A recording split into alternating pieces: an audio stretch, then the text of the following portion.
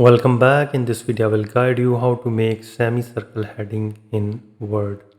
To create a semicircle heading in Microsoft Word, you use the Word Art tool and combine with the transform effects.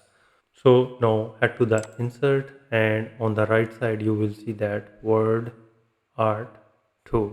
Click on that and now just select the style. For example, I'll select this one and now type your heading. So now how you can apply curve.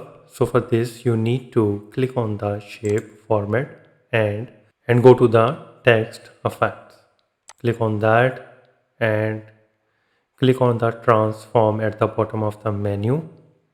And now under the follow path section, choose the arc to curve up or arc down. So I'll be happy to select this one. Click on this option and click square and now you can move anywhere on the page. Now you can adjust the shape by dragging this way and like this one. You can also do the curvature, so drag the small yellow handle on the text box to make the curve tighter or flatten like this one.